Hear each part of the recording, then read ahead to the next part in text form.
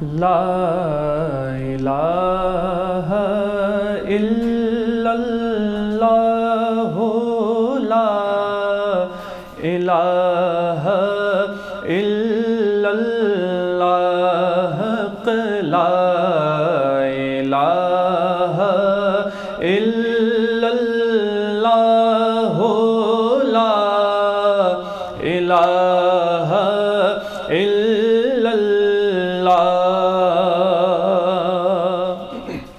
जल वो तू हूँ जो बागन में सब मुखड़े आई गुलड़न में जल वो तू हूँ जो बागन में सब मुखड़े आई गुलड़न में हर वण जो पन जिक्र करे ला इलाहा इल्लल्लाह ला इलाहा इल्लल्लाह ला इलाहा इल्लल्लाह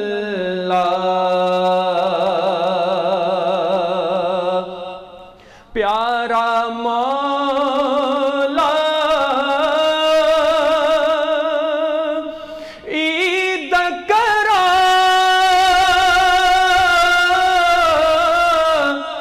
पहजे नबी जी दीद करा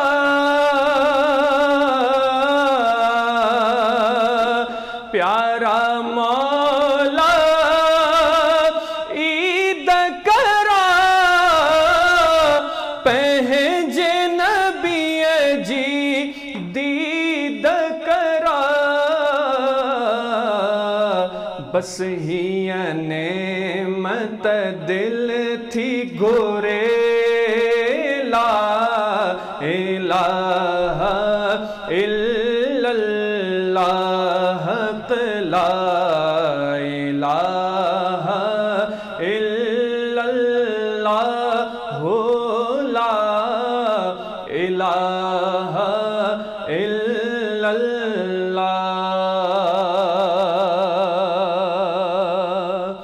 ऐं पंजतन जो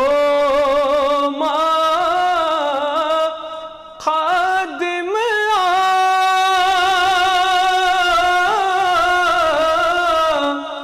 मौला अलियते जान दिया पंजतन जो खादिम मौला अलियते जान दिया तप विरद ज़बान ते छोन हो जे ला इलाहा इल्लल्लाह ला इलाहा इल्लल्लाह ला इलाहा इल्लल्लाह ला इलाहा इल्लल्लाह ला इलाहा इल्लल्लाह।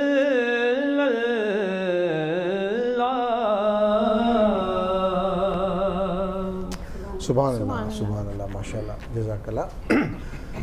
बिस्मिल्लाहिर्रहमानिर्रहीम। अस्सलाम वालेकुम सभिनी घर भातियुनि खे ॾिसण वारनि खे जेके असांखे जिथे जिथे ॾिसनि था उते उते असांजो सलाम क़बूल पवे। माह रमज़ान जो बाबरकत महीनो जारी आहे सारी आहे। अॼु ख़ैर सां असां 2 तारीख़ आहे रमज़ान मुबारक जी 1442 हिजरी में। ऐं अॼु जेकॾहिं अंग्रेज़ी तारीख़ जी ॻाल्हि कजे जेका कैलेंडर जी तारीख़ जी ॻाल्हि कजे त अॼु आहे 15 अप्रैल 2021।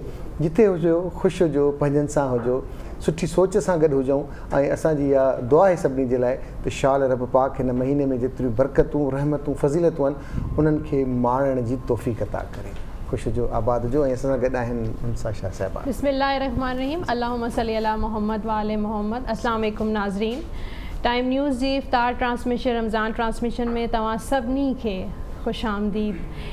ही महीनो जेको आहे इलाही ख़ुशकिस्मत आहियूं असांखे, ही महीनो जेको आहे असांखे नसीब थियो आहे, छो त सरवर काइनात बि हदीस पाक में आहे, सरवर काइनात फरमायो हो कि हिन महीने में जन्नत जा दरवाज़ा जेके आहिनि उहे खुलियल हूंदा आहिनि ऐं दोज़ख जा दरवाज़ा बंदि थी वेंदा आहिनि। असांखे कोशिशि करणु घुरिजे कि पंहिंजो जेको वक़्तु आहे उहो इबादत में गुज़ारणु घुरिजे। इबादत सां गॾु गॾु असांखे जेको आहे सुठो नेक अमल में बि पंहिंजो वक़्तु गुज़ारणु घुरिजे। अच्छा, हिन सां गॾु असांजा कुझु हिन ट्रांसमिशन जा आहिनि sponsors. Nelson paints, superior quality, national brand ऐं ये तो रंग है ज़िंदगी का। नेल्सन पेंट्स वारा चवनि था ये तो रंग है ज़िंदगी का। नेल्सन पेंट्स है मयारी, कर लो जीत की तैयारी। नेल्सन पेंट आया शानदार लकी ड्रॉ स्कीम जिसमें आप स्क्रैच कार्ड के ज़रिए बहुत सी कीमती इनामात जीत सकते हैं। दुबई रिटर्न टिकट भी आहे, हिन में काफ़ी कुझु आहे। हिन सां गॾु गॾु ॿिया जेके स्पॉन्सर्स आहिनि अॼु जी ट्रांसमिशन जा, मुखड़ी हर्बल ग्राइप वाटर, ब्रेड ऐं बटर, मुगलिया निमको ऐं मुगलिया निमको वारा चवनि था कि थोड़ा सा नमकीन हो जाए, ऐं हुनजे अलावा एनेक्स ऐं बेक पार्लर। ज़बरदस्त। अॼु त ॾाढा माशाल्लाह आस्ते आस्ते असां वटि असांजा स्पॉन्सर वधंदा वञनि। असां सां गॾु महिमान बि मौजूदु आहिनि, महिमान सां कचहरी कंदासीं। ॾाढी मायनास, ॾाढी सुठी खिलणी असांजी ever green artist Najma Kaavish साहिबा असां गॾु मौजूदु आहे। अस्सलाम वालेकुम, रमज़ान मुबारक हुजे, ख़ुशि आहियो, हैप्पी आहियो, तबियत ठीकु आहिनि। मोहम्मद कामरान भंगर साहिबु असां सां गॾु आहे। अदा तव्हां ठीकु आहियो कामरान भाउ? सभु खे ॾाढा ज़बरदस्त, तव्हां हम ॿुधाई बहितरीन। ऐं हाणे हलूं था आदि नसीम में। आदि नसीम, किचन रेडी आहे? अचानक महिमान अची वेंदा त तव्हांखे ख़बर आहे त पोइ तव्हांखे भॼ भॼा हूंदी आहे त भई हाणे छा ठारायूं, छा खारायूं, महिमाननि जी कहिड़ी ख़िदमत कजे। पर रमज़ान शरीफ़ में त वरी इफ़्तारी जी लालच हूंदी आहे सभिनी खे, महिमान ज़हन ठाहे वेंदा आहिनि त इफ़्तारी कई शयूं पई ठाहे। कुझु ॿुधायो छा छा पिया ठाहियो? चिकन वाइट कढ़ाई। अच्छा वाह वाह, मैक्रोनी। ज़बरदस्त। इन जी इंग्रेडिएंट चिकन वाइट कढ़ाई जी आहे, दही आहे। ॾही आहे? ॾाढी सुठी ॻाल्हि आहे जी। ॾही आहे, तव्हां ॿुधाईंदा वञो, तव्हांजे ऑडियो में थोरी प्रॉब्लम आहे, मां ॿुधाईंदो वेंदुसि। ॾही आहे, ॿियो छा आहे? क्रीम आहे, अदरक ऐं थूम जो पेस्ट। हा हा हा, कारा मिर्च, ठीकु आहे। ऐं हाणे जेसीं ताईं असांजो ऑडियो थोरो अधी, छाकाणि त किचन में तयारी कंदी आहे न त पोइ विसरी वेंदसि त मूंखे लूणु कढी, लूणु मूं किथे रखियो, त लूण में असांजी तार अलाए करे गम थी वई। त बहरहाल जेसि ताईं तार सेट थी तेसि ताईं नजमा काविश असां सां गॾु मौजूदु आहे। नजमा, रोज़ा हलनि था, रखो था?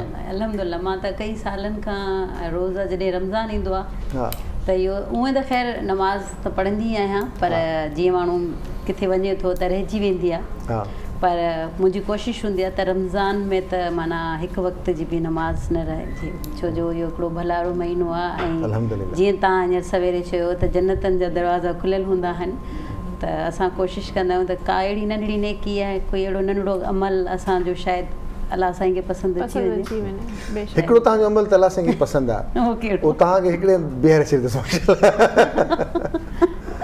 हा त अल्हम्दुलिल्लाह, तव्हां इहे रहमतूं आहिनि, नेमतूं आहिनि। बिल्कुलु, असांजे घर में माशाल्लाह त मुंहिंजा ॿार मां असां सभु रोज़ा सभु रखंदा आहियूं। केतिरी एज खां पिया रखो? नंढे हूंदे खां त कोन। अॼु ॿुधायो असांखे, ॾाढो अहम सवाल पुछो आहे, तव्हांखे केतिरी एज खां, तव्हां घणनि सालनि जा पहिरियों रोज़ो रखियो? हिन सवाल खे मां चेंज कयां थी, केतिरनि सालनि खां पिया रखो? उहे त मूं नंढे हूंदे हिकिड़ो ई रोज़ो रखियो हुयो। उहो तॾहिं तव्हांजी उमिरि घणी? तॾहिं तव्हां 8 सालनि जो। उनखे हाणे घणा साल थिया आहिनि? उनखे थिया हूंदा 15।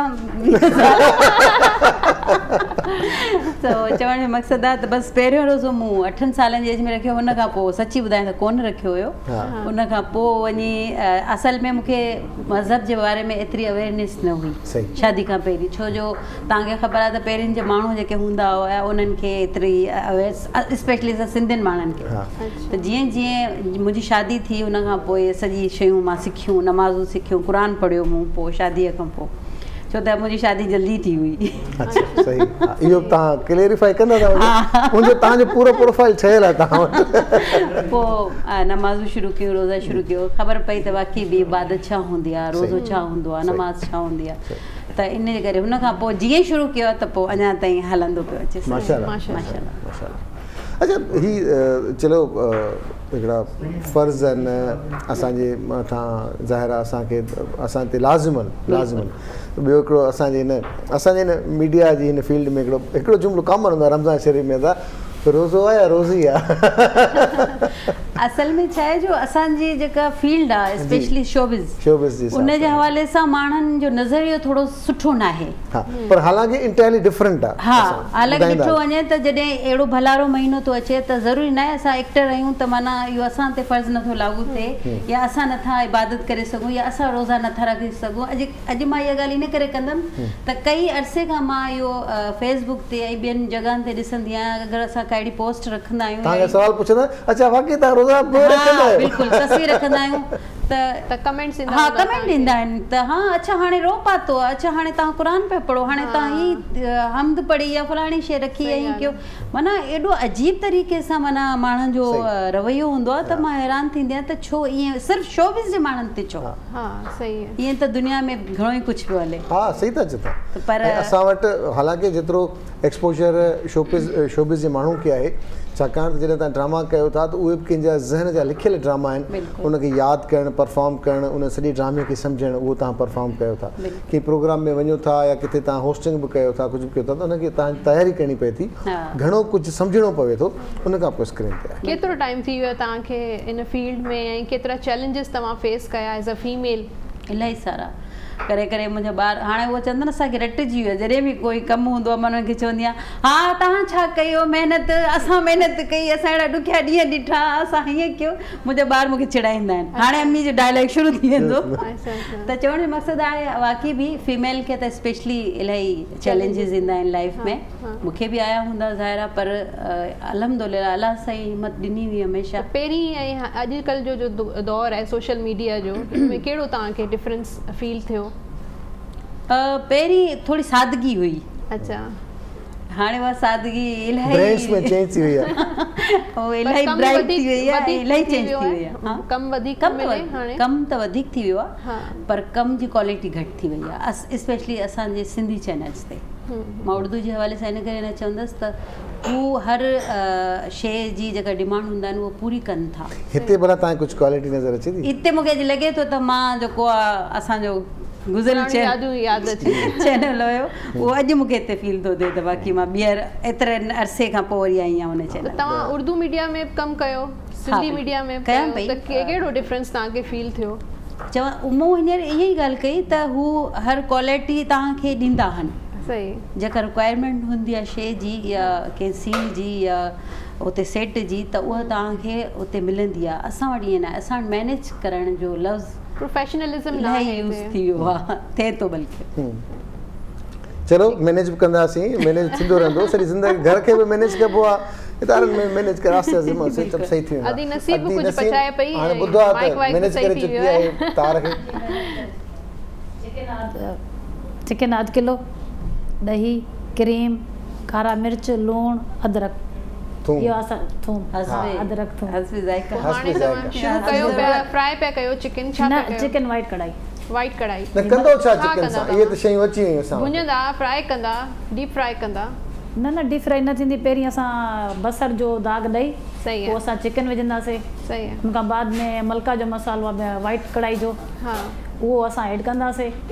पोइ हुन खां बाद में जेके ॾही में जॾहिं विझण जे टाइम ते असां भाउ खे स्लो कंदासीं, छो जो ॾही में दाणा अची वेंदा आहिनि। अच्छा जी, त इन जे करे पोइ चमचो हलाइबो आहे हिनखे तेज़ तेज़ न बाहि बंदि करे छॾिबी आहे अच्छा बाहि या त सिलो करे छॾियो छो जो उनमें दाणा अची वेंदा आहिनि पोइ जॾहिं क्रीम जॾहिं मिक्स थींदो आहे त पोइ वधीक नज़र ईंदा आहिनि मुंहिंजो लुक ख़राबु नज़र ईंदो आहे इहा असांजी हिनजी इहा त किचन में 4 चंड लॻल आहिनि NX बि आहे बेक पाउडर बि आहे मलका मसाला बि आहिनि ऐं त मूंखे त तव्हांजो किचन ॾाढो शाहूकार थो लॻे तव्हां माशाल्लाह जेतिरियूं शयूं तव्हां रखियूं सभु कमु आसान NX सां सभु कमु आसान जी सभु कमु आसान ज़बरदस्त पोइ उन सां ॾही त ख़ैर सां ॻरी वई ॾही ॻरी वई पोइ छा थींदो ॾही सां हाणे उहा डिश ठही वई हाणे असांजा मैक्रोनी ठही वई माना ॻाल्हियुनि में अच्छा लूणु कहिड़ो इस्तेमालु कयो अथव सॉल्ट वाइटल जो लूणु ऐं हिन में कुझु का क्वालिटी आहे स्पेशलिटी आहे हिन में इहो वाइटल लूणु जेको आहे त असांजो नेचुरल आहे हिमालय वारनि जो लूणु आहे इहो यूज़ करणु खपे आम जेको लूणु हूंदो आहे उहो हुनमें केमिकल माना मिलाए मिक्स करे ॾियनि था असांजी बॉडी जे लाइ बि नुक़सानकार आहे इलाही घणो ऐं हिन लूण में छाकाणि त ही पिंक सॉल्ट आहे गुलाबी जेको लूणु आहे उहो हिमालय मां अचे थो नेचुरल आहे जंहिंजा फ़ाइदा ॾाढा आहिनि जेके डॉक्टर बि तजवीज़ कनि था तव्हां हिन लूण खे इस्तेमालु छा ॻाल्हि आहे त तव्हां त असांखे सिहतमंद करे रहंदो मुंहिंजे ख़्याल में ॻाल्हि सॉरी मां तव्हांजी ॻाल्हि इहो सॉल्ट जेको आहे इहो वाक़ई असां बि काफ़ी अरसे खां हाणे यूज़ पिया कयूं छो जो हीउ पुराणो जीअं कंहिं दौर में असां नंढा हूंदा हुआसीं असांजे घर वारा माना ईअं गंढा ठही वेंदा आहिनि हिन जा पर चवंदा आहिनि त जेतिरी ताक़त इन लूण में आहे या मतिलबु इन में जेके केमिकल्स कोन पियल आहिनि जेके आम लूण में पिंक अहिड़ो तव्हां सॼा पिंक थी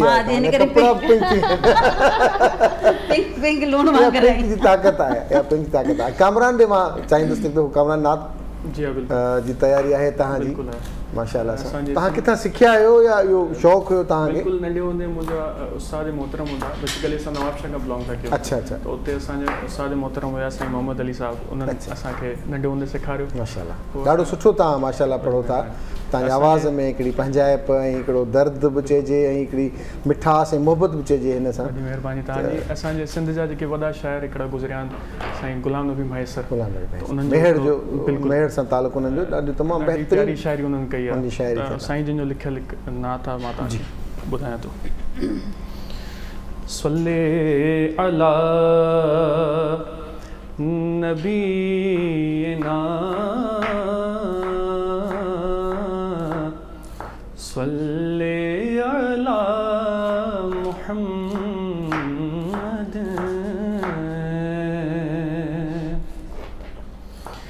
मान थो चाहियां त मूं वटि सोन चांदी ज़र हुजे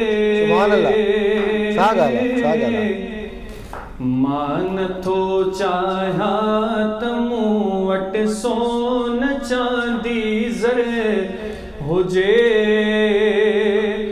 थो घुरां तो खां त तुंहिंजे दर अॻियां मुंहिंजो घर हुजे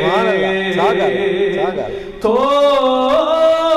घुरां तो खां त तुंहिंजे दर अॻियां मुंहिंजो घर हुजे मूं मञी दरबानीअ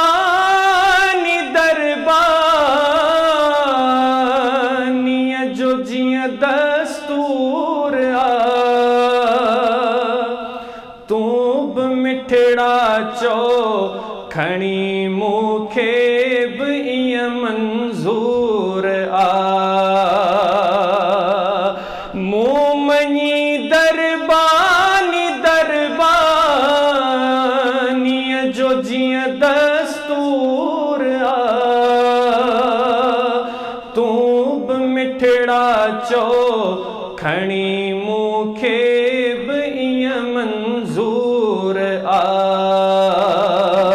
तुंहिंजे हर महिमान जो ही नात ख़्वानो करे हुजे थो घुरां तो खां त तुंहिंजे दर अॻियां मुंहिंजो घर हुजे सोणा थो घुरां तो खां त तुंहिंजे दर अॻियां मुंहिंजो घर हुजे ऐं सिंध में मां सदके खाधो पीतो खोड़ा तुंहिंजो हिकु मौलूद साईं मुंहिंजे लाइ करोड़ सिंध में मां तुंहिंजे सदके खाधो पीतो खोड़ा तुंहिंजो हिकु मौलूद साईं मुंहिंजे लाइ करोड़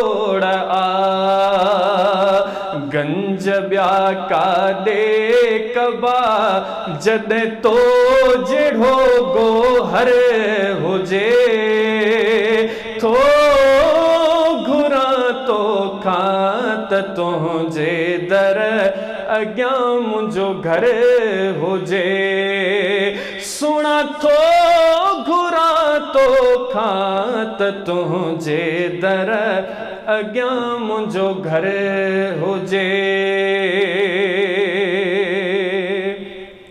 ऐं गुफ़्तगू ॿई पाण में गॾिजी कंदा मुनकिर नकीर ही मुहम्मद जो मदाही थव गुलाम नबी फ़क़ीर गुफ़्तगू ॿई पाण में गॾिजी कंदा मुनकिर नकीर ही मुहम्मद जो मदाही थव गुलाम नबी फ़क़ीर ॾियोस माफ़ी ख़ैर सां अल्लाह ॾियोस माफ़ी ख़ैर सां ख़ुशबाश ताईं महशर हुजे थो घुरां तो खां त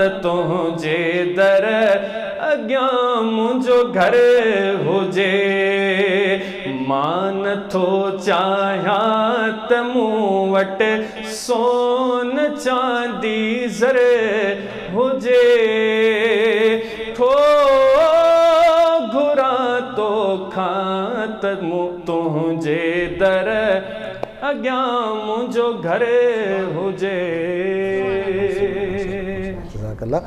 इन सां गॾु हींअर असां वटि वक़्तु थियो आहे नंढे ब्रेक जो काॾे न वञो मिलूं था पंहिंजो Ramzan special transmission welcome back नाज़रीन तव्हां ॾिसी रहिया आहियो पंहिंजी रमज़ान जी special transmission special transmission Ramzan जी ऐं अदी नसीम कुझु कुकिंग करी रही आहे छा पिया कयो हाणे असांजो नेक्स्ट रेसिपी मैक्रोनी ते असां अचूं था इहो बि असां ॿुधाईंदा हलूं असां केरु महिमान मौजूदु आहिनि ऐं महिमान जंहिंसां असां तारीफ़ कराईंदा हलूं त कुझु असां वटि शख़्सियतूं अहिड़ियूं थियनि थियूं जिन खे सिर्फ़ु पंहिंजे लाइ न बल्कि ॿियनि जे लाइ छा कजे अलाह साईं उन्हनि खे इज़त शोहरत दौलत ॾिनी हुजे पर उन जे बावजूदु पाण खे बिज़ी रखणु नेक कमनि में ॿियनि एक्टिविटीज़ में या खोड़ अहिड़ा असांजा काफ़ी इंडस्ट्रियलिस्ट आहिनि जेके बज़ाहिर त उन्हनि वटि इंडस्ट्रीज़ हूंदियूं घटि माण्हुनि खे ख़बर हूंदियूं त उन्हनि वटि इंडस्ट्रीज़ आहिनि पर उनखे केरु बि न सुञाणे पर के चंद अहिड़ा आहिनि जेके सॼी दुनिया सुञाणे ऐं हू पाण बि डाउन टू अर्थ आहिनि मुख़्तलिफ़ ओकेज़न्स ते मुख़्तलिफ़ प्रोग्राम्स में ॾाढे एनर्जेटिक लेवल सां असां उन्हनि खे ॾिसंदा आहियूं तमामु एनर्जी सां पॉज़िटिव ऐं सभिनी खे पंहिंजो करे हलाइण त असां गॾु मौजूदु आहिनि असां वधीक कचहरी बि कंदासीं उहे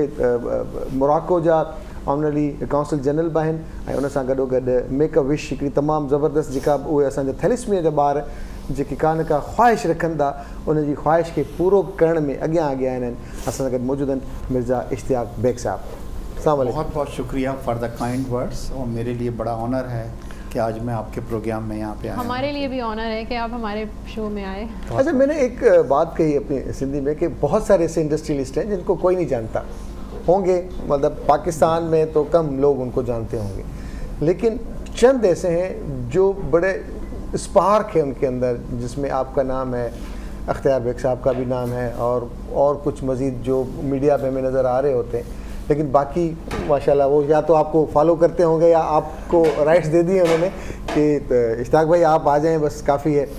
तो आप इतना एक्टिव रहते हैं, इंडस्ट्री भी संभालना कोई आम बात नहीं है, पॉलिटिक्स के साथ भी वक्त गुजारना सच्ची बात है कि नहीं, लेकिन अपने आप को एक कंट्रोवर्शियल नहीं रखा। हालांकि पॉलिटिकल पार्टी के साथ आपका ताल्लुक है, लेकिन आपके लिए लोगों के पास एक मतलब नाइस जेस्चर्स होते हैं कि यार नहीं मतलब। देखिए लाइफ का मकसद जो है वो सिर्फ ये नहीं है कि हम बिज़नेस में लग गए और ज़्यादा से ज़्यादा पैसा हम कमाते लें और हम ये सोचें कि ये हमारी एक अचीवमेंट है कि बस हमने बहुत पैसा इकट्ठा कर लिया और कमा लिया, बल्कि साथ साथ का कुछ ऐसे भी काम करें आप जिससे दूसरों को भी कुछ फ़ायदा हो, और ख़ास तौर पे उन लेस प्रिविलेज लोगों को जो मुश्किल से हालात से गुजारा कर रहे हैं।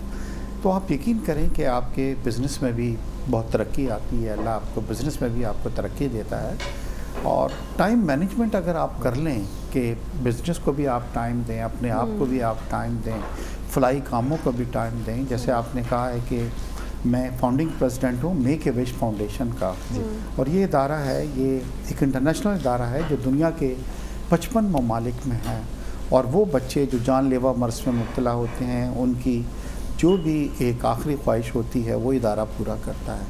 और इतना बड़ा इदारा है कि आज अगर मेरा बच्चा ये ख्वाहिश करे कि उसको अमरीकी सदर से मिलना है तो 1 महीने में ये भी पॉसिबल हो जाएगा। और अब हम कुछ 13,000 विशेस अभी तक पूरी कर चुके हैं बच्चों की। इसमें से एक बड़ी तादाद हमारे दरमियान नहीं है, क्योंकि हम उन्हीं बच्चों को इंटरेक्ट करते हैं या विशेस को पूरा करते हैं कि जो टर्मिनली इल होते हैं या जानलेवा मर्ज़ में मुब्तला होते हैं। क्योंकि इदारा ये बिलीव करता है कि जो बच्चे सेहतमंद हैं उनकी जो ज़िंदगी पड़ी है वो अपनी ख्वाहिशात बड़े होंगे, तरक्की करेंगे, ख्वाहिशात पूरी कर लेंगे। मगर ये बच्चे जो लिमिटेड टाइम है इनके पास और ख्वाहिश भी है, तो मैंने अपनी आंखों से देखा है कि आपने एक एक बच्चे को आप लेकर उनकी विश पूरी करते हुए मीडिया में भी मैंने देखा आपको, और सोशल मीडिया पे भी देखा। तो बड़ा ज़बरदस्त आप जो भी काम कर रहे हैं स्पेशली बच्चों के लिए। जी हाँ। तो मुझे नहीं लगता कि कोई और ऐसी ऑर्गेनाइजेशन है जो जिसका इतना फोकस है बच्चों पर। अच्छा, आपको मैं क्योंकि एक रमज़ान ट्रांसमिशन है आपकी एक वाक़या शेयर करना चाहता हूँ जो मैंने कहीं और नहीं किया। अक्सर लोग मुझसे ये सवाल करते थे कि आप बच्चों की ख्वाहिश पूरी करते हैं, आपकी क्या ख्वाहिश है? और मेरी भी एक ख्वाहिश थी जो मेरे दिल में बैठी थी, हालांकि मैं वो बच्चा तो नहीं हूँ। हम हर रमज़ान में अपनी वालदा को उम्रे पे लेके जाते थे, और जब तवाफ़ होता था तो अक्सर दिल में ये ख्वाहिश पैदा होती थी कि खाना काबा कितने खुश नसीब लोग होंगे जो अंदर से देखते हैं। और कुछ साल पहले हमें सऊदी हुकूमत ने इनवाइट किया, और मैंने 45 मिनट्स खाना काबा के अंदर गुजारे। माशाल्लाह माशाल्लाह। और मैंने उस जगह नमाज़ पढ़ी जहाँ पे हुज़ूर सल्लल्लाहु अलैहि वसल्लम नमाज़ अदा किया करते थे। वहाँ पे काबा के अंदर आप जाएंगे तो एक जगह पे उन्होंने मार्किंग की हुई है, और जब मैं सजदे में गया तो मैंने अपनी ज़ुबान से उस जगह की डस्ट को मैंने मतलब चाट लिया। क्योंकि अब देखिए, अगर आप दुनिया के करोड़पति भी इंसान हों तो ये ख्वाहिश ऐसी है कि ये कोई नहीं हो सकती। सही बात है। क्योंकि मैं बच्चों की ख्वाहिशात करता था, अल्लाह ने खुद मुझे हैरानगी हुई है कि वहाँ पे कोई सोर्स भी नहीं लगती, कुछ नहीं होता। सऊदी गवर्नमेंट ने जो लिस्ट निकाली जिसमें दुनिया भर से लोग थे उसमें पाकिस्तान से मेरा भी नाम था। तो अल्लाह ये कहता है कि आप दूसरों के चेहरे पे खुशी लेके आएँ और अल्लाह आपके चेहरे पे खुशी लाएगा। मेरे ख्याल से हमारा ये यकीन होना चाहिए। और ज़िंदगी ये सिर्फ नहीं है कि हमने ज़्यादा पैसा कमा लिया, ज़्यादा नाम कमा लिया। ज़िंदगी तो हर दूसरों कोई गुजार लेता है, लेकिन दूसरों के लिए बिल्कुल। और पाकिस्तान एक ऐसा कंट्री है कि जहाँ पे बहुत डिस्पैरिटी है। डिस्पैरिटी ये है कि कई बार हमारी ख्वाहिश आती है, एक बच्ची जो मरने से बहुत करीब है, अच्छा। और उसकी ये ख्वाहिश होती है कि एक हमें गुड़िया और गुड़िया का घर चाहिए जो उसका बाप अफोर्ड नहीं कर सकता। और जहाँ पे आपका ऑफिस है डिफेंस, यहाँ पे मैं कई ऐसे घरों को जानता हूँ कि घर उनके रूम जो हैं वो खिलौनों से भरे होते हैं। तो जब हम अपने बच्चों की ख्वाहिश पूरी करने को बड़ा खुशी महसूस करते हैं, और बच्चा चाहे कोई भी ख्वाहिश करता है हम कहते हैं कि हम उसको पूरा करेंगे, क्या ही अच्छा हो कि हम अपने दिल में ये सोचें कि नहीं जी, हमने किसी एक ऐसे बच्चे की ख्वाहिश पूरी करनी है जिसके बाप के पास अफोर्ड वो ये नहीं कर सकता या उसकी फैमिली नहीं कर सकती। और आप यकीन करें, आपको बड़ी खुशी महसूस होती है। रात को जब मैं अपने घर पहुंचता हूं तो मुझे ये होता है कि क्या आज मैंने कोई चीज़ अचीव की। और अचीवमेंट ये नहीं है कि जी पैसा बना लिया, कुछ और कर लिया, ये है कि किसी के लिए कोई अच्छी चीज़ कही, क्योंकि ये लाइफ तो हमारी लिमिटेड लाइफ है, फानी लाइफ है। अगर कोई बच्चा ऐसा है तो आपको किस तरीके से कांटेक्ट किया जाए? देखिए जी, टीम वर्क है और इसमें ये होता है कि हम उन हॉस्पिटल्स में विज़िट करते हैं कि जहाँ पे कैंसर के मरीज़ जैसे बच्चे होते हैं, और हमें सिखाया जाता है कि हम उनसे अच्छे तरीके से दोस्ती करते हैं। एक तो आइस को ब्रेक करते हैं, उनको कुछ टॉफ़ी शॉफ़ी ला के देंगे, बच्चे से दोस्ती करेंगे, फिर उसके वालिदैन को अलग कर देते हैं, क्योंकि आम तौर पे ये होता है कि बच्चा एक ख्वाहिश बतला रहा है और माँ ने उसको चुटकी भरी कि नहीं तुम ये चीज़ मांग लो, तो वो तो फिर उसकी ख्वाहिश नहीं हुई। तो हम ये करते हैं कि उससे दोस्ती करते हैं, आइस ब्रेक करते हैं, और फिर हमारे पास कुछ ऐसे सेंटेंसेस होते हैं, जैसे अगर कोई बच्ची है तो हम उसको कहते हैं कि ये बतलाओ तुम्हारे पास अगर कोई परी आती है और कहती है कि मुझे ख्वाहिश एक है, मैं तुम्हारी पूरी करूँगी, तो क्या होगी? तो ख़ुद ब खुद उस बच्ची के या बच्चे के दिल से ये चीज़ आ जाती है, मतलब, और फिर हम एक टीम वर्क के अंदर उसको पूरी करते हैं। ज़्यादातर ख्वाहिशात जो होती हैं वो ये है कि मुझे कुछ चीज़ चाहिए। बच्चों की तो मासूम क्या तासुरात होते हैं इश्ताक भाई, उनके क्या तासुरात होते हैं जब उनकी ख्वाहिश पूरी होती है, और उसके बाद आपके क्या तासुरात होते हैं? देखिए, हम जब ख्वाहिश पूरी करते हैं तो जहाँ एक तरफ बच्चे को तो डेफिनेटली खुशी होती है कि उसकी जो विश थी काफ़ी अरसे से, साथ में मैंने कई बार देखा है कि पेरेंट्स की आंखों में भी आंसू आ जाते हैं। एक बच्चे की कुछ अरसे पहले हमने ख्वाहिश पूरी की, वो साइकिल की ख्वाहिश थी कि जी मेरे पास एक साइकिल होनी चाहिए, तो उसका बाप के आंसू आ गए। तो मैंने कहा कि तुम क्यों? तो बोलता है सर ये रोज़ाना मुझसे ये कहता था कि मेरी ख्वाहिश है और मैं अफोर्ड नहीं कर सकता था। हमारे घर में तो अगर शाम को चूल्हा जल जाए तो ये बहुत बड़ी चीज़ होती है, मगर ये समझता नहीं था। तो मैं इसलिए खुश हूँ कि अब मुझसे ये ज़िद नहीं करेगा इस चीज़ की। तो एक बार एक बच्चे की ख्वाहिश थी कि उसको टीवी चाहिए था, वो बड़ा प्रोग्राम वगैरह कोई देखा करता था दीनी। उसकी जब डेथ हो गई तो उसके पेरेंट्स ने वो टीवी ला के हमें वापस कर दिया कि अब हमें इसकी ज़रूरत नहीं है, जो देखने वाला था। तो बड़ी दिल को ये चीज़ें लगती हैं आके, फिर हमें मजबूत भी होना पड़ता है।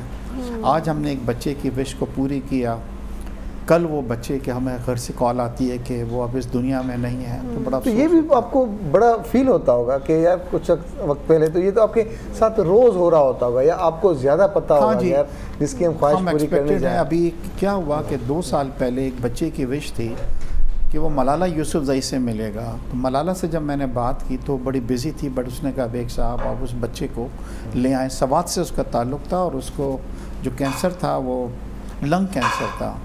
अच्छा, जब उसका वीज़ा अप्लाई किया तो ये कौंसल जनरल जानता था, उसने कहा बेग साहब एक कीमत पे हम इस पे कंडीशन पे इसको देंगे वीज़ा कि आप इसको अपने साथ लेके जाएंगे और लेके आएंगे। उनके दिल में ये होता है कि कोई जा रहा है शायद वापस वहाँ से नहीं आए। तो मैंने कहा जी कोई, तो उस बच्चे को अपने साथ लेके गया। उसकी छोटी छोटी ज़िद थी, हालांकि 16-17 साल का था, कि मैं जो सीट होनी चाहिए वो बिजनेस क्लास हो, थोड़ा सा इधर हो, बाहर देखता रहूँ मैं। तो पहली बार सफ़र कर रहा था। खैर उसको गया, लेके आया। आने के और मलाला यूसुफजई ने उसके साथ पूरा दिन गुजारा, और उसने कहा कि मैं बड़े बड़े लोगों से मिली हूँ, मगर कोई अगर मुझसे पूछे तो मैं कहूँगी कि you are the most important person जिसने मुझसे मिलने के लिए आया है वो। और उस बच्चे की कुछ अरसे बाद डेथ हो गई, और बड़ा अफसोस होता है उसका चेहरा जब मैं देखता हूँ।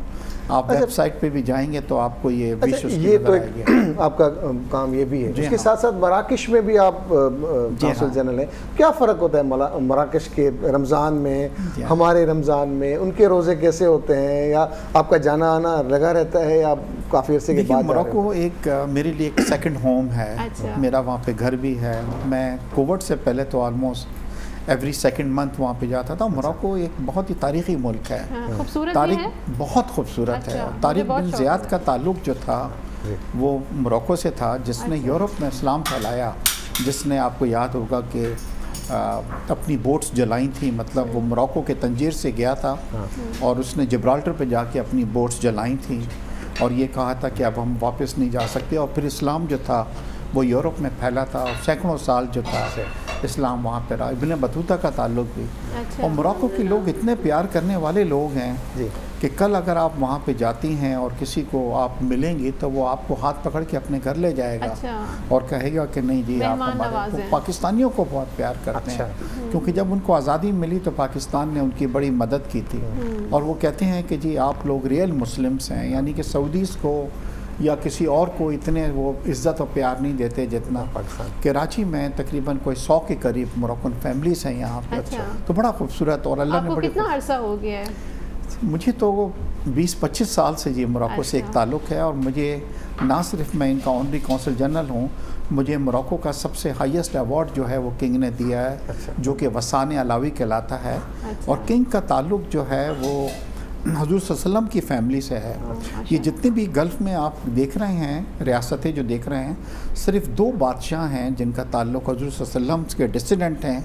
एक जॉर्डन के किंग हैं और एक मोरक्को के किंग है जी। मतलब तो बड़ा खूबसूरत जगह है। क्या मतलब फ़र्क क्या है रमज़ान का? वहीं पे रोज़ों का यही एहतमाम होता है जिस तरह हमारे इफ्तारी पार्टियाँ, और हमारा क्या है कि रमज़ान थोड़ा हम बहुत सख्ती से लेते हैं। देखते हैं कि गुस्सा भी हमें कुछ ज़्यादा आता है। सड़कों पे अक्सर लोग उससे कर रहे होते हैं, तुमको पता नहीं है कि मेरा आज रोज़ा है, मुझसे बिल्कुल बात नहीं करो। रमज़ान में जस्ट अपोजिट, वहाँ पे इसको एक फेस्टिवल के तौर पे लेके चलते हैं।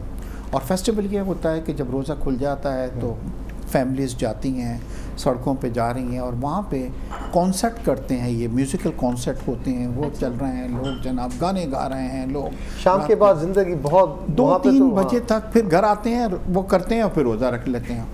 और इतना रमज़ान को ये, अच्छा मैंने उनसे कई बार पूछा कि यार हमारे यहाँ तो ये सड़कों पे आप लोग म्यूज़िकल प्रोग्राम कर रहे हैं और जो गाने गा रहे हैं ये, तो उन्होंने कहा इश्तियाक साहब देखिए ये खुशी का महीना है क्योंकि इसमें कुरान नाजिल हुआ।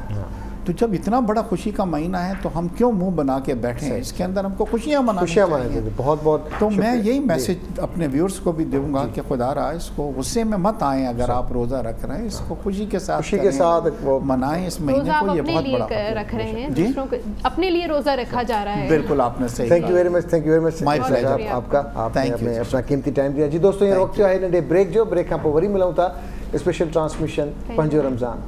वेलकम बैक नाज़रीन, तव्हां ॾिसो पिया पंहिंजो रमज़ान ट्रांसमिशन। ऐं हाणे हलूं था अदी नसीम वटि ऐं ॾिसूं था कि असांजी कुझु रेसिपीज़ तयारु थियूं आहिनि या न।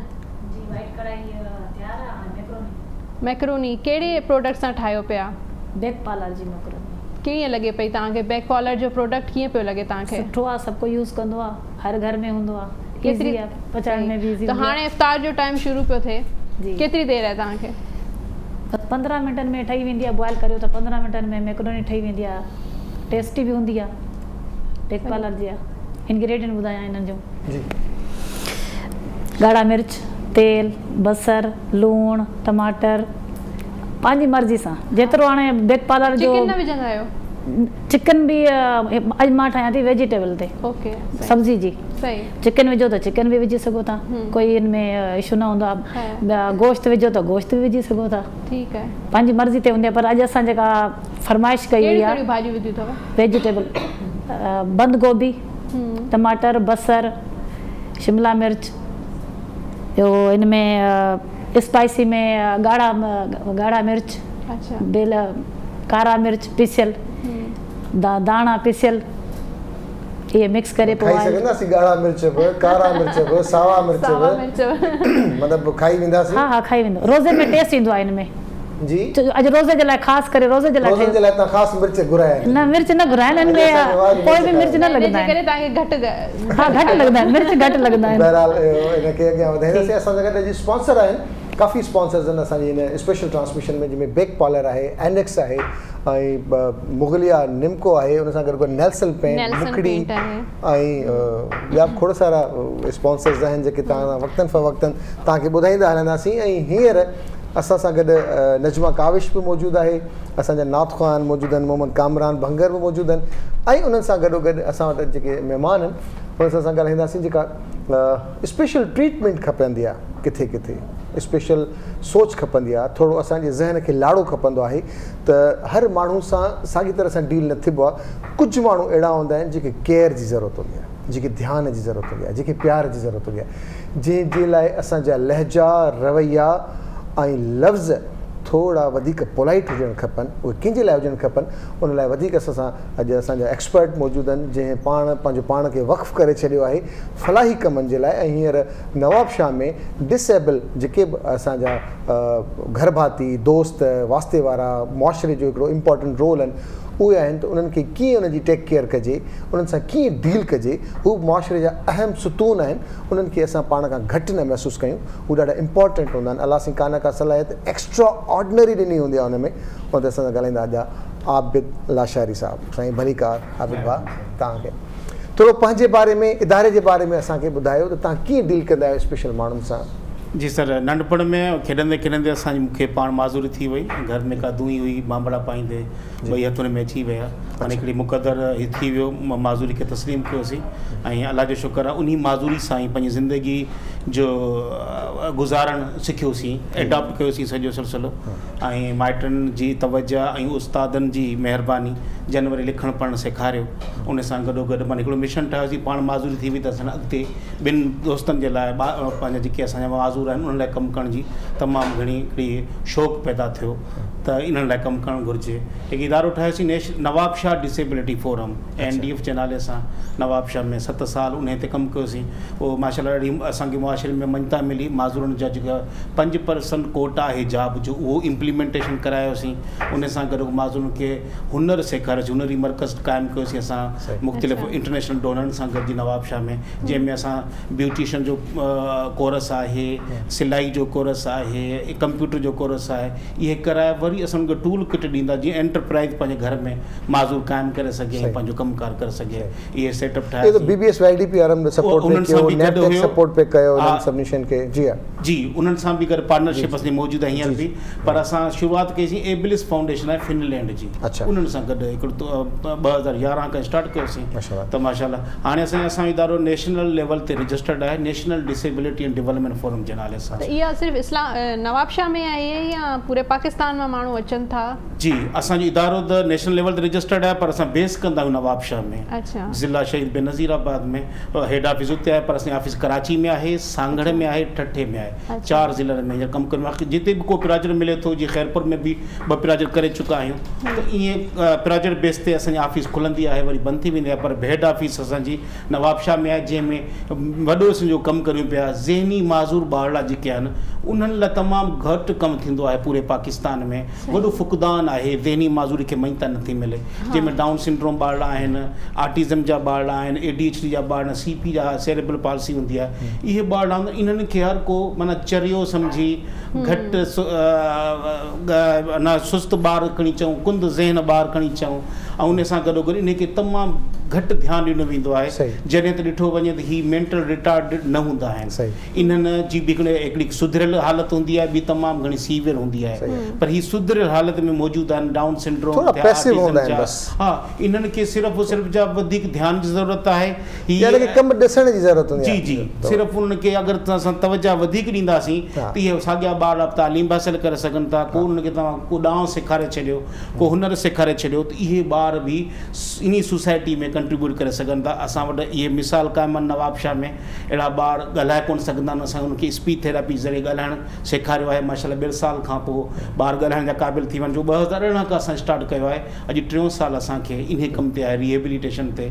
पर ॾिसो, माज़ूरी जो को इलाज न आहे, पर माज़ूरी जो इलाज बहाली आहे, जेके असां रिहेबिलिटेशन चवंदा आहियूं। पर असांजा जेके माइट आहिनि, पेरेंट हज़रात आहिनि, असांजो मुआशिरो आहे, उहो सिर्फ़ु इलाज जी तरफ़ वञे थो, बहाली जी तरफ़ नथो वञे। अच्छा नजमा, मां तव्हां ॾे अचां हिन दफ़े, छाकाणि त असां ॾिठो आहे त इंटरनेशनल लेवल ते जेतिरियूं वॾियूं वॾियूं सेलिब्रिटीज़ आहिनि, उन्हनि जा के न के फलाही इदारा थियनि था, या उन्हनि वटि लह विचड़ थिए थी, अचणु वञणु थिए थो, इंट्रैक्शन थिए थो। असां नथा कयूं। असां पंहिंजे वित आहार जेतिरो थी सघे भला, जेकॾहिं पाण इदारो नथो हलायूं, छाकाणि त माण्हू ॾिसनि था, सुञाणनि था, थोरो सपोर्ट बि कंदा। मां हेल्प लफ़्ज़ इस्तेमालु न कंदो आहियां, मां कंदो आहियां सपोर्ट जो लफ़्ज़। त माण्हू सपोर्ट बि कंदा। त ईअं छो न आहे असांजा आर्टिस्ट भला उते वञणु, उनखे सुञाणींदा, उनखे वक़्ती तौर ते ख़ुशी मिली वेंदी। तव्हां कॾहिं विज़िट कंदा आहियो न? बिल्कुलु सजाद, मां असल में मुंहिंजी आदत आहे, मां कोशिशि कंदी आहियां त इन्हनि शयुनि जा फ़ोटोज़ मां न रखां, छो जो मुंहिंजी ज़ात खां जुड़ियल आहिनि इहे शयूं। पर कोई इदारो आहे, कोई फाउंडेशन आहे, या जेके बि इहे तंज़ीमूं आहिनि कमु कनि थियूं, उन्हनि जी त मजबूरी इहा आहे त ज़ाहिर आहे उन्हनि खे अॻियां डोनेशन वठणी हूंदी आहे। ठीकु आहे न? जॾहिं असां पर्सनली तौर ते कंहिंजी हेल्प था कयूं, या कंहिं वटि वञी कंहिंखे टाइम था ॾियूं या असांजी कंहिं नंढड़े अमल सां कंहिंखे ख़ुशी थी मिले या मतिलबु हू ख़ुशि थो थी वञे त माना यकीन कयो जॾहिं सवेरे तव्हांजो गेस्ट आयो जंहिंसां तव्हां ॻाल्हायो पिया त मूंखे कुझु अहिड़ियूं ॻाल्हियूं उन्हनि जूं ॿुधी करे पंहिंजूं यादि पियूं अचनि त वाक़ई बि तव्हां थोरी देरि कंहिं वटि वेहो बि था की अहिड़े माण्हू वटि त हुनखे केतिरी ख़ुशी थी मिले या तव्हां का शइ हुनजे लाइ वठी विया आहियो या का हुनजी अहिड़ी ख़्वाहिश था पूरी कयो त तव्हांजे अंदरि जो ई जेको ज़मीर आहे या अंदरि जो इंसानु आहे उहो उन वक़्तु केॾो मुतमइन ऐं प्राउड फील करे थो। सिंपल मां तारीफ़ बाय गॉड रोज़े में आहियां, मां बिल्कुलु नथो कयां, मूं थोरी प्रैक्टिस कई आहे। मां गाॾी में पंहिंजी जेका साइड वारे ते नंढी टॉफ़ियुनि जो हिकिड़ो रखे छॾियो आहे पैकेट, पोइ मां किथे टोल प्लाज़ा ते वेंदुसि हुन खां मां रिसीट वठंदो आहियां, वापसी में मां जॾहिं हुनखे टॉफ़ी ॾींदो आहियां जंहिंमहिल हू मुस्कुराईंदो आहे न या हुनजे चहिरे ते का मुस्कुराहट ईंदी आहे या फ़क़ीर ईंदो या केरु ईंदो त मां हुनखे जेके बि मूंखे हेल्प करणी हूंदी उन करे हिकिड़ी नंढी टॉफ़ी आहे उहा तव्हां ॾियोसि जेका ख़ुशी हुनखे टॉफ़ी जी थींदी आहे।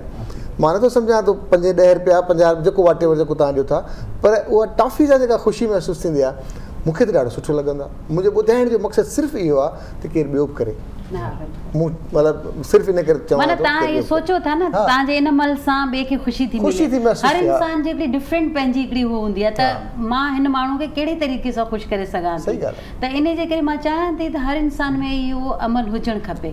पर कई मानू हुंदा हैं जेके इनन शेन के अहमियत न था देन ओए वडी वडी शयू करण चाहंदन त इनी कंदस त ये थी विंदो पेरा 4 करोड़ जी चौथाई मिले त पो न मां हेप थींदो त जेसी ते 4 करोड़ जी चौथाई मिले तेसी ते के थी सके त कितने निशन में मिली भी चुकी है 4 करोड़ का मथे ताके मिली चुका है पर हाने ता जने खैर जो कम कयो शुरू कयो अदाब दिल दासी असा उनसा आई ता जे जहन में के सवाल हो जने हवाले सा बस मो ब्रेक में जी मु ता सा पूछो पे के ता पाकिस्तान जे अलावा ता बुधायो के बेन कंट्रीज में भी ता विजिट कयो ने जे सिलसिले में तो उन जे बारे में कुछ बुधायो असा के त ही मुख्तलिफ तरबियती वर्कशॉप थींदा रहंदा आहिनि मुख्तलिफ मुल्कनि में जीअं USA में मां वियो आहियां उते माज़ूरनि जो जेको कानून हुयो 1993 खां पास आहे उनखे अमेरिकन डिसेबिलिटी एक्ट चवंदा आहिनि तो उन में मूंखे 1 महीने जी ट्रेनिंग ॾिनी वई पंहिंजो ॿुधायो वियो त असांजो कानून कीअं इम्प्लीमेंट थिए थो ऐं ॾाढो सुठो लॻो ऐं 93 खां वठी अॼु ताईं उन में को बि अञा ताईं गैप न आयो आहे इम्प्लीमेंटेशन में मुख्तलिफ तंज़ीमुनि खे ज़िम्मेवारी ॾिनी वई ऐं ॾाढो सुठो लॻण खां पोइ मां हिकिड़ो कमिटमेंट करियसि उन्हनि सां त इनशाअल्लाह उमेदु हूंदी मां हिकिड़ी कोशिशि वठंदुसि पाकिस्तान में अहिड़ो कानून हुजे ADA जे नालो भली पाकिस्तान जो कहिड़ो बि हुजेसि उनजो पर उन जे तर्ज़ जो हुजे ईअं न त सिंध में ज़रूरु हुजे। सिंध में माशाअल्लाह 8वीं तरमीम थी वई हुन खां पोइ मां 2013 में वापसि आयो 10 तरमीम हुई असां वटि त माशाअल्लाह सिंध हिकु इनिशिएटिव वरितो 2014 में अहिड़ो ई कानून आयो पर उहा तर्ज़ न हुई पर 2018 में रिपील थियो त माशाअल्लाह असां वटि मौजूदु आहे हींअर जो कानून आहे केतिरो टैलेंट आहे बहितरीन मौजूदु आहे टैलेंटेड केतिरा आहिनि मतलब माज़ूर कोटा आहे उहा उन्हनि खे मिले थी नथी मिले पर उन सां गॾोगॾु रियल टैलेंट केतिरो आहे इन्हनि में तव्हां छाकाणि उन्हनि सां गॾु रहो ॾाढी सलाहियतूं आहिनि सर उजागर करण जी ज़रूरत आहे उनखे मौक़ा कोन था मिलनि। मिसाल ॾेई सघो तव्हां छा कहिड़ियूं सलाहियतूं जेके आम माण्हू खां इंटायरली डिफरेंट आहिनि। सर ॾिसो जंहिंजूं 2 बाहूं न आहिनि उहो लिखी पढ़ी सघे खाधो पीतो पाण करे सघे सलाहियत घटि आहे तमामु बढ़िया। ॾिसो मुंहिंजूं तव्हां 2 हथ ॾिसो तव्हां जे इमेजिन करे सघो त मां को कमकार आम वहिंवार करे सघां थो पर मां टोटल कम इंडिपेंडेंट आहियां मां पंहिंजो सॼो कम पंहिंजो पाण कंदो आहियां पर मूंखां वधीक माज़ूर तव्हांखे मिलंदा जिनजो बिल्कुलु बाहूं न आहिनि उहे जहाज़ बि हलाइनि था हक़ीक़त आहे तो पेरनि सां तो सलाहियत जी कहिड़ी ॻाल्हि कजे त जेको ॻाल्हाए नथो सघे उहो इशारनि जी ज़बान में पंहिंजो सॼो सिस्टम में जुड़ियो पियो आहे जेको ॾिसी नथो सघे उहो ब्रेल जे ज़रिए आला तालीम हासिल करे जज थियो वेठो आहे इहा अञा हिन जा कहिड़ा ज़िंदा मिसाल तव्हां ॾियो मोहम्मद सलीम आहे नाबीन आहे सुप्रीम कोर्ट जो जज आहे ठीकु हो असांजा जेके माज़ूर खोड़सरा व्हीलचेयर यूज़र तव्हां सिंध सेक्रेटरी में वञो कम्पीटेटिव एग्ज़ामिनेशन पास करे माशाअल्लाह वॾनि पोस्टनि ते वेठा आहिनि कमीशन ऑफिसर असांजा माज़ूर आहिनि तो कोटा ते अमल थिए पियो सिंध हुकूमत माशाअल्लाह ॾाढो ध्यानु ॾिनो आहे पर ज़रूरत आहे तमामु घणी। हीअं तव्हांखे ॾिसो सॼी दुनिया ॾिसे पई हींअर ख़ासि तौर ते असां वटि थोरो प्रॉब्लम थींदो आहे ॿार सां को धकु लॻी पियो ख़ुदा न ख़ासिता को पेर में हलण में हुन में को प्रॉब्लम आहे या का शइ आहे या इवन ज़हनी माज़ूरी चइजे या ज़हनी माज़ूरी न बि चइजे पर हुनजो ज़हन एतिरो सुठो न आहे जो चङी तरह पढ़ी सघे तॾहिं बि उनखे इग्नोर कयो वेंदो आहे छॾीसीं आम मलंग माण्हू आहे यार हिनखे छॾीसि हिनखे हालांकि हुन सां सच को प्रॉब्लम न हूंदो आहे पर जंहिंसां थोरो प्रॉब्लम आहे बि सही त उनखे असां इग्नोर करे छॾींदा आहियूं दुकारे छॾींदा आहियूं परे करे छॾींदा आहियूं ईअं छो आहे असांखे कहिड़ा रवैया आहिनि जेके ठीकु करण जी ज़रूरत आहे आदाबिद सर तशख़ीस नथी थिए माज़ूरी जी ये जेके ॿार अथव न जेके बिल्कुलु पढ़नि नथा इन्हनि ॿारनि खे अखर बि उबता नज़र था अचनि इहा माज़ूरी जो नालो आहे डिसलेक्सिया असां ॿुधी न उबता अखर WM नज़र थो अचे 9 6 नज़र थो अचे उस्ताद मारे मारे बीठो पर उहो ॿार पंहिंजे हिसाब सां लेवल ते न मां सची थो ॿुधायां मां नंढो हूंदुसि तशख़ीस नथी नज़र ईंदियूं आस्ते आस्ते सही थियो तशख़ीस न थियण जे करे अर्ली इंटरवेंशन नथी थिए अर्ली डिटेक्शन नथी थिए असां हिकु त माज़ूरी खे न मुआशिरो तस्लीम करे थो न असांजा माउ पीउ तस्लीम कनि था डिसेबिलिटी हिकु हक़ीक़त आहे जेका मुस्तक़िल हालत आहे इहा हाणे तब्दील न थींदी जेसि ताईं असां इहो न सम्झी सघियासीं त असां इन्हनि शिकार रहंदासीं असांजा रवैया सही न थींदा जेकॾहिं असां इहो सम्झी छॾियो त हीअ मुस्तक़िल हालत आहे हाणे एडॉप्टेशन जी ज़रूरत आहे इन माज़ूरी सां गॾु ज़िंदगी कामयाबु ज़िंदगी कीअं गुज़ारिजे उन लाइ तरीक़ा कढजनि जीअं असांखे हाणे सम्झ में अची वियो त कोरोना सां गॾु कीअं जीअणो आहे जी छा छा करिणो आहे हाणे असां ॾिसो सभु उन जेको मास्क बि लॻायूं था हर ते एहतियात करियूं था छो इहे असांजी इंफॉर्मेशन में इज़ाफ़ो थियो ॼाण में इज़ाफ़ो थियो असांजी माज़ूरी बाबति ॼाण तमामु घटि आहे अवेयरनेस जी तमामु घणी ज़रूरत आहे ऐं असांखे पंहिंजे रवैया तब्दील करणा पवंदा असां माज़ूर खे एॾो ॾुखियनि लफ़्ज़नि सां मुख़ातिब थींदा आहियूं जो हू उन्हनि खे छुअनि था उहे वर्ड असां हींअर जेको वर्ड जो दुनिया में हले पियो अफ़राद बाम माज़ूरी माना की सिंधी में पाण माज़ूर माण्हू चई सघूं था को मसइलो न आहे पर के माण्हू चवंदा यार असांखे शर्म थो अचे असांखे माज़ूर कीअं चऊं हक़ीक़त इहा त माज़ूर असांखे भली चओ पर असांजी जेका इंसानियत खे तस्लीम करो पहिरियां असां इंसान आहियूं हुन खां पोइ असांजी माज़ूरी आहे शहरनि में त अञा तॾहिं बि का थोरी अवेयरनेस आहे पर ॻोठनि में त बिल्कुलु ई छॾे था ॾियनि उन्हनि खे तव्हां छा मोटिवेट कंदा की तव्हां पंहिंजे ॿारनि जो ख़्यालु कयो कहिड़े तरीक़े सां ख़्यालु करो छा कयो असां उन्हनि लाइ इहो पैगाम ॾींदासीं त पंहिंजे ॿारनि खे जेके ग़ैर माज़ूर ॿार आहिनि असां उनखे नॉर्मल एबनॉर्मल न चवंदा आहियूं माज़ूर बि नॉर्मल आहे ॿिया बि नॉर्मल आहिनि असां माज़ूर ऐं ग़ैर माज़ूर चवंदा आहियूं ग़ैर माज़ूर जेके उनजा औलाद आहे त उन जे बराबरि उन पंहिंजी औलाद खे ध्यानु ॾिए उनखे अञा वधीक ध्यान जी ज़रूरत आहे उन माज़ूर ॿार जी छो जो अगरि उन ॿारहाड़ी जो हुजे या शहर में हुन ॿार खे जेकर ध्यानु ॾिनो त उहो ॿार सॼी फैमिली ते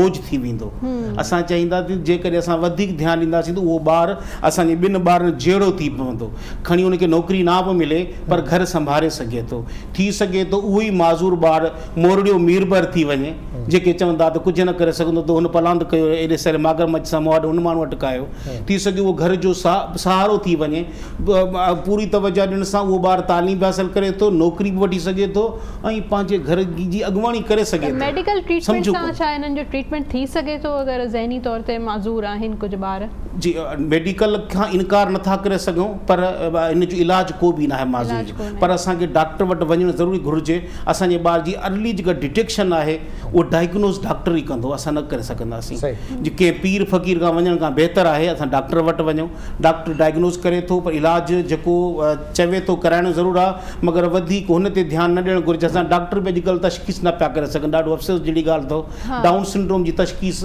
अंदरूनी सिंध में नथी थिए चाइनी ॿार चई छॾींदा अॻिते छा करिणो आहे हिन ॿार सां रिहेबिलिटेशन सर्विसिस कहिड़ियूं आहिनि फिजियोथेरापी आहे ऑक्यूपेशनल थेरापी आहे साइकोथेरापी आहे स्पीच थेरापी आहे केरु सलाह ई कोन थो ॾिए अगरि इहे चारि ई थेरापी अप्लाई करियूं डाउन सिंड्रोम ॿार जेको स्लो लर्नर आहे जेके चरियो चवंदा आहियूं पागल चवंदा आहियूं घर में ज़ंजीरनि सां ॿधे छॾियूं था उन्हनि ॿारनि खे उहे ॿार क़ीमती ॿार आहिनि ॾाढो कुझु कंट्रीब्यूट करे सघनि था पर थोरे ध्यान जी ज़रूरत आहे वॾी महिरबानी आहे आबिद तव्हां ॾाढी ज़बरदस्त ॻाल्हि कई त तमामु थोरे वक़्त में तमामु क़ीमती शयूं असांखे सम्झाइण जी कोशिशि कई आहे असां सम्झी बि चुका आहियूं ऐं मूंखे उमेदु आहे जेके असांजा नाज़रीन ॾिसनि था उन्हनि खे बि काफ़ी शयूं सम्झ में आयूं हूंदियूं लख महिरबानियूं इनशा ताला दोस्तो वक़्तु असां वटि नंढे ब्रेक खां पोइ वरी मिलूं था पंहिंजो रमज़ान स्पेशल ट्रांसमिशन भलीकार हिकु दफ़ो ॿीहर तव्हांखे असां पंहिंजो रमज़ान स्पेशल ट्रांसमिशन में ऐं जिथे जिथे असांखे ॾिठो वञे थो ॿुधो वञे थो सम्झो वञे थो उन्हनि सभिनी खे भलीकार 2 रमज़ान शरीफ़ आहे ख़ैर सां ॿी रमज़ान आहे ऐं हींअर पाण थोरी देरि में रोज़ो अफ़्तार करणु वञूं पिया उन सां गॾो गॾु इहा दुआ आहे त इंशाअल्लाह जिथे बि हुजो ख़ुशि हुजो आबाद हुजो ॿियनि लाइ आसानियूं पैदा कयूं घणो कुझु ॻाल्हाइण लाइ हूंदो आहे पर महिमाननि जी मौजूदगी स्पॉन्सर्स घणो दिलि चवंदी आहे वक़्तु आहे इंशा ताला तव्हां सां कचहरी कंदा रहंदासीं अॼोके प्रोग्राम लाइ असां सां गॾु ताउन कयो आहे कंहिं कयो नेल्सन पेंट्स ऐं सुपीरियर क्वालिटी नेशनल ब्रांड ऐं ये चवनि था ये तो रंग है ज़िंदगी का। हुन जे अलावा मलका मसाला ऐं Mukhdi herbal gripe water butter bread Mughlia Nimko ऐं ये चवनि था थोड़ा सा नमकीन हो जाए एनेक्स ऐं बेक पार्लर। ज़बरदस्त। ऐं सां गॾु गॾु नजमा काविश पंहिंजे ज़बरदस्त ॻाल्हियुनि सां गॾु असां सां गॾु मौजूदु आहे। कामरान भाउ वेठो आहे हिते ऐं हींअर असांखे जॉइन कयो आहे तूबा मुनव्वर। कैसे हैं तुबा? ठीक है, आप माइक आप अपने। अस्सलाम वालेकुम सर, आपको और मैम आपको माशाल्लाह। वालेकुम अस्सलाम। टाइम न्यूज़ चैनल ने माशाल्लाह बहुत खूबसूरत महफिल सजाई है और आप सबको आपको आपकी टीम को मेरी तरफ से रमज़ान मुबारक की बहुत बहुत मुबारक। बहुत शुक्रिया, बहुत शुक्रिया। इस खुशी में आप हमें क्या सुना रही हैं? कौन सी नात सुना रही हैं? किसकी शायरी है? किसने सिखाया आपको? कहाँ से आपने सोचा कि मैं जाऊंगी ये पढ़ूंगी इंशाल्लाह? मैं असल में स्टूडेंट हूँ। अच्छा। कारी वहीद ज़फ़र काज़मी साहब की और माशाल्लाह बस थोड़ी थोड़ी कोशिश होती है।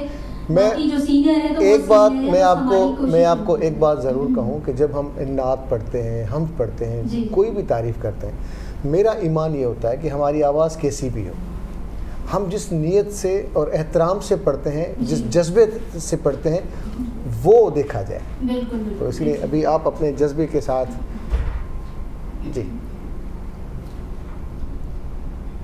मेरी जानिब भी हो एक निगाह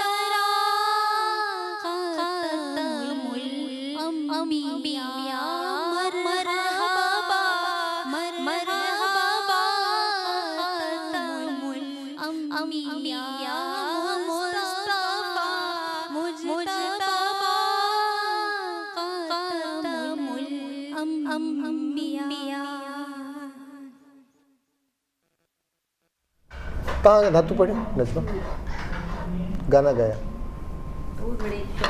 केतरो गाना गाना गाया काफी सारा गाया है अंदाज़ा प्रोफेशनली गाया है एल्बम क्या है कुछ सोलो जी सॉन्ग्स हो क्या अच्छा छो वो करे दिल नचे तो भला मां नाट पढ़ा आथियो आहे दिल काफी पर बस पो तो नो छोकरे का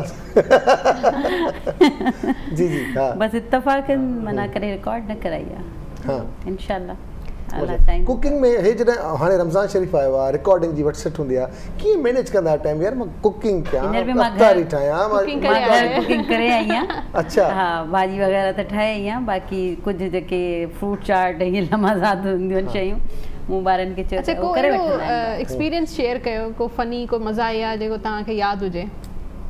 रमज़ान सां रिलेटेड। मां त उहो ई फनी हूंदी आहियां, सेट सुजात खे ख़बर आहे सब ॻाइण में ॼाइण हुजे या छा तव्हां सरप्राइज़ थी विया हुजो? मुंहिंजे लाइ त माना इलाही शयूं काफ़ी सेट जॾहिं गाॾी हिन जी गुम थी हुई त उहो ॾाढो हिन लाइ फन हुयो, उहो ॾाढो यादगार धचको लॻो हुयो जॾहिं मुंहिंजी गाॾी चोरी थी हुई। मां इहो सोचां पई त मां एॾी महिनत सां गाॾी पैसा जमा करे वरिती हुई, हाणे इहा वई आहे किथां कीअं मिलंदी बि या न मिलंदी, माना उन वसे में। पर 2 सालनि खां पोइ मूंखे उहा गाॾी 18 महीननि खां पोइ मिली।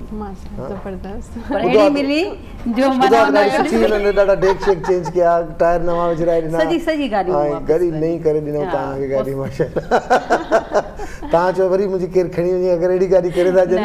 पर इहा आहे त अजी साहब हुया, उन्हनि जो इहे महिरबानियुनि सां इहा गाॾी मोटी, पर उन्हनि टायर वायर पंहिंजी तरफ़ां हणाए ॾिना, छो त टायर वायर बि निकितल हुया। अच्छा, पोइ मिड़ई हुनखे थोरो ठाहे टुके पोइ मूं हुनखे सेल करे छॾियो। इफ़्तारी में कहिड़ी फेवरेट डिश आहे तव्हांजी, वधीक खाईंदा हुजो? मां हिन रमज़ान में त पकोड़ा समोसनि जो बिल्कुलु ई तरियल शयुनि खे बिल्कुलु अवॉइड करे छॾियो। हा, बिल्कुलु। ॿियनि कहिड़ो ॾियो घर बात? न, ॿारनि जे लाइ ठाहींदी, पर असां हिन दफ़े फ्रोज़न घुराए, जीअं अॼुकल्ह ख़बर अथव घर में इहे शयूं हाणे ठाहे ऐं ऑनलाइन बि। हा, ऑनलाइन जीअं घुरायूं, छो जो डिफरेंट वैरायटी थी मिली वञे न, हाणे घर में बि माण्हू एतिरी शयूं नथो यकदमि ठाहे सघे, त इन जे करे हिन दफ़े इहो मुंहिंजो सवाल त उहो ई रहिजी वियो। मूंखे यादि आहे तव्हां कहिड़ी शइ खाईंदा आहियो? मां सभु खाई, मां मोला ई आहियां ॾाढी हिन शइ में, माना पाइण में खाइण में मुंहिंजो को नख़रो न हूंदो आहे। सही, जेको मिले छॾिणो न आहे। पर जॾहिं खां मां उमिरो कयो हुयो, इहो मां नंढड़ी ॻाल्हि तव्हां सां शेयर कंदसि, बसि माना लास्ट ईयर त कोविड हुयो न, त सभु कुझु बंदि हुयो, पर हुन खां जेको लास्ट ईयर हुयो मां जॾहिं उमिरि ते वई हुयसि, पर उहो उमिरो मूंखे कॾहिं ज़िंदगी में सजाद कोन विसरंदो, छो जो शायदि मूंखे ख़बर न हुई, मां पहिरियों दफ़ो ई पई वञा, मां अकेली हुयमि ऐं मूंखे हुननि ग्रुप में ई मोकिलियो हुयो। मां VIP ट्रीटमेंट जीअं ॾिबी आहे अहिड़े तरीक़े सां न वई हुयमि, हिकिड़ी आम माण्हुनि वांगुरु वई हुयसि, ऐं उते जेके मूंसां फैमिलीज़ हुयूं ऐं कहिड़ा माना उते मूंखे उन्हनि सां माना रही करे तजुर्बा हासिलु थिया। डिफरेंट तव्हांखे माण्हू मिलनि था त तव्हां इलाही कुझु सिखो था न, त यकीन कयो मुंहिंजो यादगार यानी कुझु इंटीरियर सिंध जा असांजा अबोज मां सिंधी जेके कुझु फैमिलीज़ हुयूं, लेडीज़ हुयूं मूंसां गॾु, वरी उन्हनि जा मर्द उन्हनि सां गॾु आहे, पर उहे अलॻि हुया, पर अचनि पिया गाइब गाइब, वरी उहो बि मूंसां ईअं ॼण मां उन्हनि जी घर भातियाणी थी वियसि, उन्हनि सां गॾु मां रहां पई। पर मुंहिंजो होटल कातला खां इलाही परे हुयो, माना घटि में घटि बि माना 20 मिंट जी मूंखे पंधु मूंखे करिणो पियो पवे, ऐं मूंखे चपल हूंदी पाए, छो जो मां ज़ाहिर वञा पई त मूंखे ख़बर न त मुंहिंजो होटल केतिरो परे आहे, न त माण्हू जोगर वोगर खणी थो वञे, हुते त उहे स्लीपर्स हुते थी वेंदियूं आहिनि। मुंहिंजे पेरनि में छाला थी विया जॾहिं मां आउट बैक पई कयां, मां माना ज़ोर जी नमाज़ जे लाइ पैसा भरिया या के तव्हांखे गिफ्ट कयो? बस के मूंखे चयो मुंहिंजे तरफ़ां तव्हांखे उमिरो गिफ्ट न उमिरो मुंहिंजी धीअ मूंखे करायो, मुंहिंजी जेका अमेरिका में ट्रेवल एजेंट तव्हांखे माना को हा, उन मूंखे मिसगाइड कयो त भई तव्हांजी होटल जेका आहे उहा उन खां ऐं ॿियो अहिड़ो तयारु कंदा आहिनि ज़हनी बाबा अलाह जे घर। हा बिल्कुलु, पर इहो आहे त सिखे त थो, मूंखे ईअं लॻे थो त मुंहिंजो शायदि उमिरो क़बूल थियो, जहिड़ी तकलीफ़नि सां मूं उमिरो कयो न, ऐं काई नमाज़ मां मिस न कंदसि, छो जो मूंखे ख़बर पई त उते जमात सां नमाज़ पढ़ण जो जेतिरो सवाबु तव्हांखे आहे न, शायदि कॾहिं माना एतिरो मिलजे। अच्छा, पहिरीं जेका नज़र पवंदी आहे खाना काबा ते छा घुरियो? अच्छा, इहा शइ मूं असलम भुट्ट साहब खां ॿुधी हुई, त मां जीअं ई मुंहिंजी नज़र पई त मुंहिंजे गोॾनि मां साह छॾाए वियो, ऐं अमूमन माण्हू चवंदा आहिनि त माना हिकिड़ी घबराहट शुरू थी वेंदी आहे, हिकिड़ी माना अजीब सिचुएशन कैफ़ियत हूंदी आहे। जीअं मां ॾाकण चढ़ंदी वियसि ऐं कातला शरीफ़ ते मुंहिंजी नज़र पवंदी हुई, त मुंहिंजी हिकिड़ी ख़ुशी जी इंतिहा न हुई, कोई मूंखे अहिड़ियूं कोई मूंसां वाक़ियो न थियो, माना सभु कैमराऊं तव्हां ते हुयूं, सभु कैमराऊं मूं ते हुयूं, ऐं मां इहो सोचां पई वाक़ई मां अलाह जे घर आई आहियां, ऐं मां एॾो ख़ुशनसीबु आहियां जो मां अॼु हुनजो घर जो दर्शन बि कयां, या हुनजे घर में अॼु मूंखे इहो मौक़ो मिलियो आहे, त माना मुंहिंजी ख़ुशी जी इंतिहा न हुई। दुआ कहिड़ी घुरी? दुआ पंहिंजे बचनि जे लाइ, पहिरीं दुआ हा पंहिंजे बचनि लाइ इहा ई दुआ घुरी त अलाह से उन्हनि जा न्याणियूं आहिनि ज़ाहिर आहे, उन्हनि जा नसीब सुठा करे, उन्हनि खे कामयाबु करे, उन्हनि खे पंहिंजो घरनि जो करे, ऐं माना सदाईं ख़ुशियूं ॾिसनि। छो त जेकॾहिं तकलीफ़ुनि खां शायदि असां गुज़रिया आहियूं त हमेशह उहो इंसानु पंहिंजे औलाद लाइ ज़रूरु अहिड़ी दुआ कंदो आहे जेको पाण तकलीफ़ुनि में रहियो। एतिरो साल तव्हां एक्टिंग कई, पोइ को अञा ताईं रोल आहे जेको तव्हांजे ज़हन में हुजे इहा शइ न कई अञा ताईं का?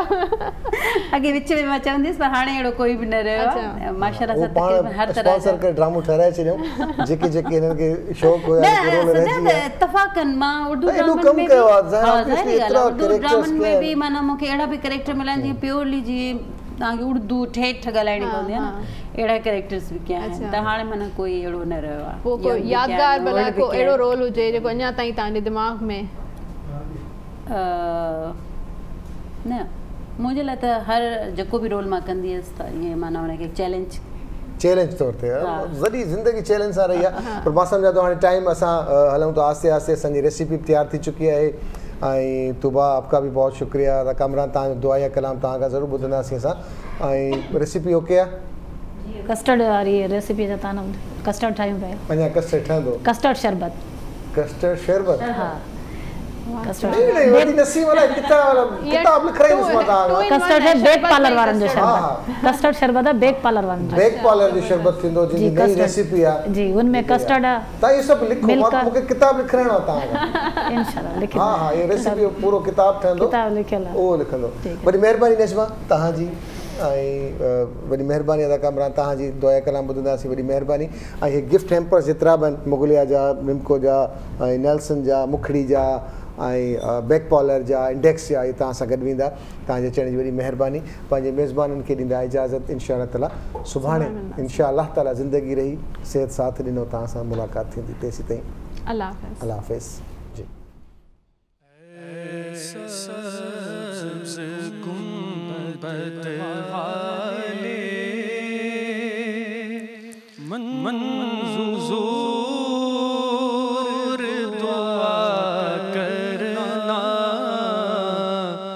जब वक्त नज़ा दीदार अता करना, ऐ सब्ज़ गुंबद वाले मंजूर दुआ करना, जब वक्त नज़ा आए आका दीदार अता करना, ऐ नूर खुदा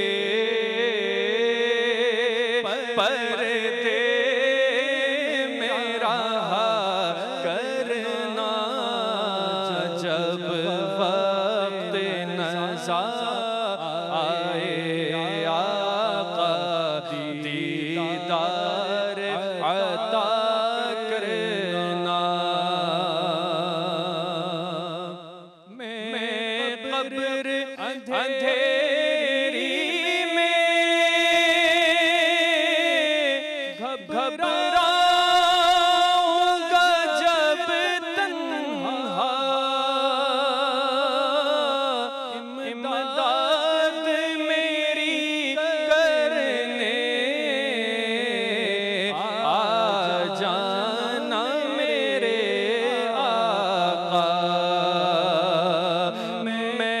कब्र अंधेरी